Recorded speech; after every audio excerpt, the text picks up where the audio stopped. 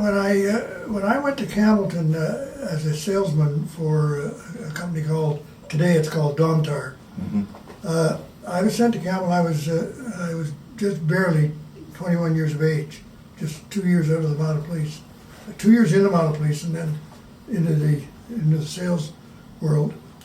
And I ran into the owner of the Campbellton Graphic. His name was Al Anslow, and he was exactly 20 years my senior. And I was an erstwhile relatively poor hockey player, but I turned out for the Campbellton Tiger Cats, or Tigers, I guess they called them. And Al Anslow saw me there and welcomed me to Campbellton and sort of became a mentor and a father figure. And he was a salmon fisherman. And so we, as a matter of fact, an interesting story.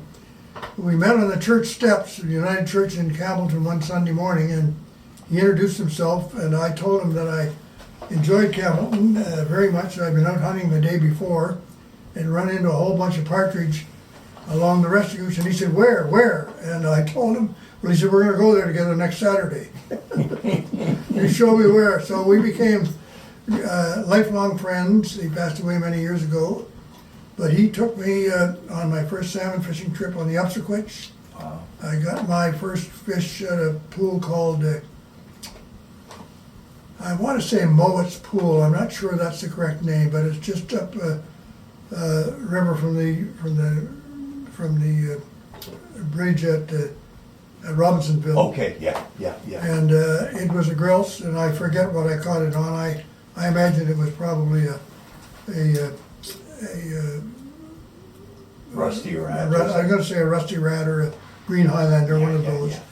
But it was quite a thrill, and he and the fellow who was the guide at that camp, that's to say my friend Al Anslow, and his friend who was the guide at the lodge. Yeah. They owned an old hovel almost. Hardly would you call it a camp in the woods, away up on the northwest Upsequitch.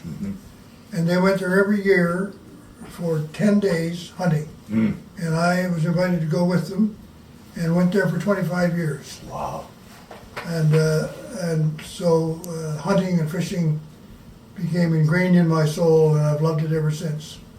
And then, of course, when I had the great opportunity and really privilege to become involved as a Minister of Natural Resources, that truly was, for me, just about the best job I could imagine. Yes. In New Brunswick, and that was occasioned as well by the beginnings of a development of a new Crown Lands and Forest Act at the time.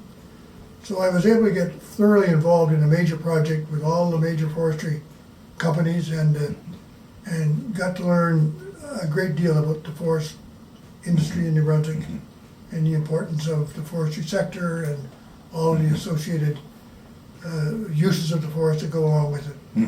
So that's been a big part of my life. Yeah. When was your first encounter with the Miramichi River, please, Bud? Well, my first encounter with the Miramichi River would have been, I think, back in the early 70s. My father, who was not a fisherman, but who was a friend of two or three of the founders of the Thistle Club on the Little Southwest Miramichi, he was invited to become a member of the Thistle Club, and he didn't like to go fishing very much at all.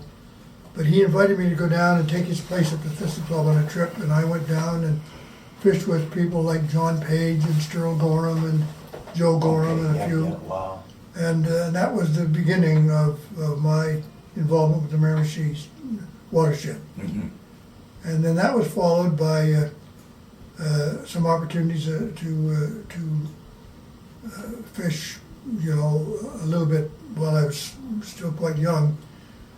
The real involvement, I guess I would say, came when we decided as a company in about 1965, I would say, to engage Campbell's Camps, which was not Campbell's Camps, Clayton Stewart. Clayton Stanley Stewart. And Clayton Stanley Stewart and his son Harley. Camel's Camps is another story. But we what did Clayton call his outfit? I picture the lodge right up there Yes, from yeah. Boys Boys Town. Town.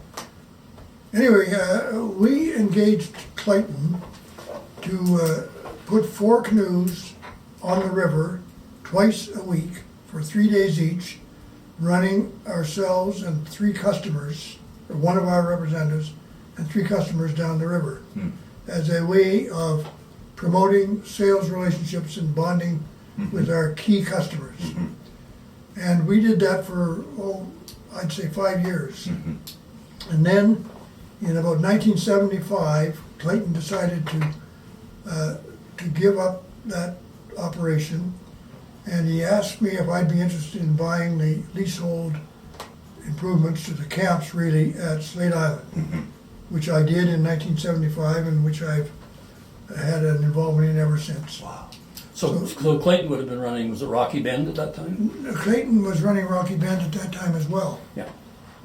And those relationships that we built with customers on the river have lasted a lifetime. Yes.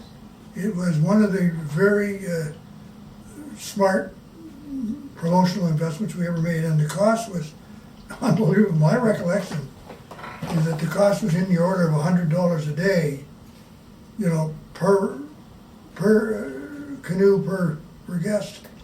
No, it was $100 a trip, if I'm not mistaken. Anyway, Back in that time. it was dirt cheap back in the early Yeah. 60s. Yeah. And made some great friends with guides along the way, people like Cecil Davis, who's now gone, is one that I remember.